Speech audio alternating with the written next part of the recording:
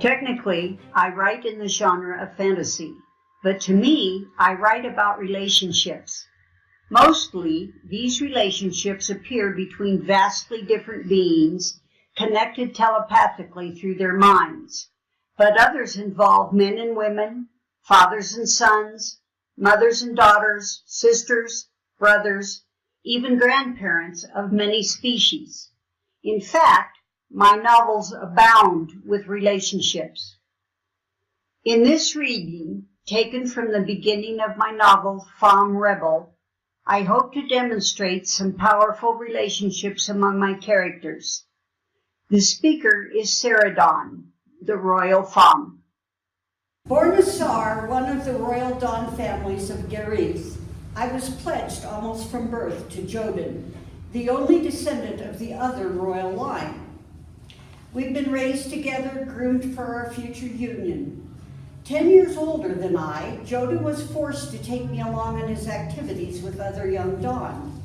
School, picnics, trekking the ice caves near Warren, flying through slot canyons by Citadel with our reef mates, exploring the mine ruins around Labyrinth, even harvesting grass during gather. I loved the excitement and I worshipped Jodin, the one who watched over me and took care of me with constant good humor. His best friend, Radon, was the bane of everything. He teased me, he challenged me to match his prowess at whatever we did. He tricked me into doing stupid things that brought scolding words from my gentle parents, leaving me apologetic and crying in my room. I despised him.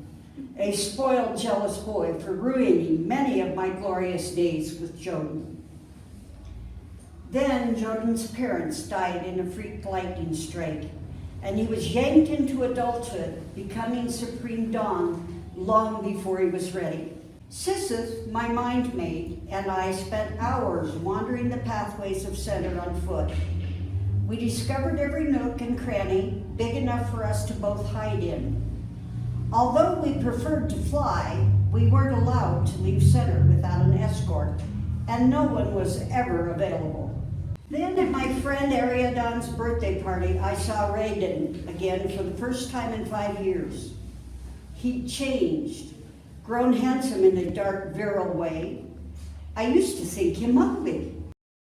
He caught my eye and smiled a quirky sort of grin, the left side of his mouth raising higher than the right. My heart stopped at the wild, rakish gleam in his eye. "It's Raiden," I said to myself, "the bane of your life."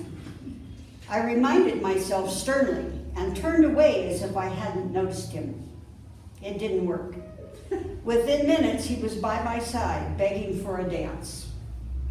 After the party, where I danced too many times with him and laughed way too much, I lectured myself severely.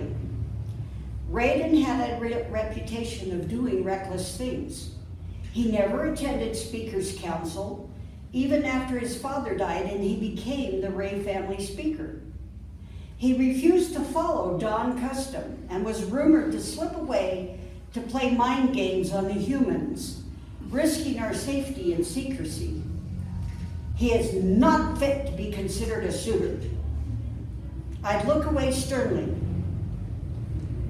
He makes my heart pound. I'd watch for him wherever we went. And suddenly, he was always there. When Mother and I went to get groceries, he'd be leaning negligently against the door jamb into the store, waiting to greet us with a smile and flowers, a lock of hair drooping lazily over his broad forehead. My friend and I went for an exercise flight with our reef mates. He was accidentally flying our way and gallantly offered to show us a lovely bank of wildflowers. At the presentation of the popular play, Sagat's Flight, he was dashing in fancy dress and impossibly charming as he brought finger sandwiches and lemonade to my parents and me. My friends warned me away from him. My parents, bless them, never reproached me, saying only that I must decide on how I wanted to live my life. Theirs was a love match, not arranged as most were. although not contrary to the wishes of any of my grandparents. I wanted what they had, absolute reliance on one another, happiness that's shown every day through their conversation, and mutual enjoyment of simple things like gardening and reading. I haven't seen Jodin for years, one side said. I enjoy being with Raiden, the other side said. The Parent Speakers Council will be furious. My parents aren't worried. Back and forth I went, unsure of myself, unsure of Raiden's sincerity. Finally, I asked Sisseth to take me to a quiet glade that we'd found when we were much younger, hidden within the grounds of an abandoned mansion on the north side. She lay on her side, and I curled between her legs as I had as a child, my head resting on her muscular shoulder. Not a comfortable pillow, but soothing nevertheless, as her aroma filled my nostrils and her steady heartbeat soothed my jitters. She curled her neck to rest her head on mine, and we quietly absorbed the solitude. What do you think? I broke the silence. Do you like Raiden? She huffed. Her grass-scented breath brushed across my face. He's Don. I have no particular opinion of him. I do know he loves you. How are you so sure? I closed my eyes so our mental touch would feel stronger. You can't read his true feelings any more than I can. She didn't answer right away, and I felt conflict swirling in her. Finally, she said, I've wanted to stay out of it, let you decide from your heart without my influence. I've struggled to hide my reactions from you. A long quiver rippled down her hide under my cheek. Memyon, the big bay was Raiden's mind mate. Memyon can't hide his feelings from me, and you know Raiden can't hide his feelings from Memyon.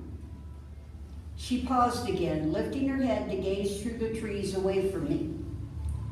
I sat up and pulled her head around. Her eyes swirled a worried deep purple. I've fallen in love with Memyon, and he with me. She lowered her mental voice to a whisper. We'd love you to marry Raiden to complete our union, bodies, minds, and souls. I gasped. I never once thought of Sisseth in my mental struggle over Raiden.